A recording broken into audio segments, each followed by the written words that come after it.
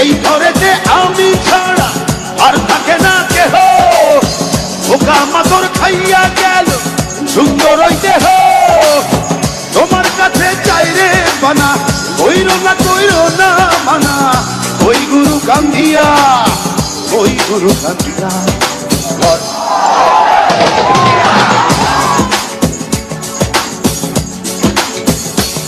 ও গুরু ঘর বানাইলা কি দিয়া, দরজা জানলা কিছু নাই, কেমনে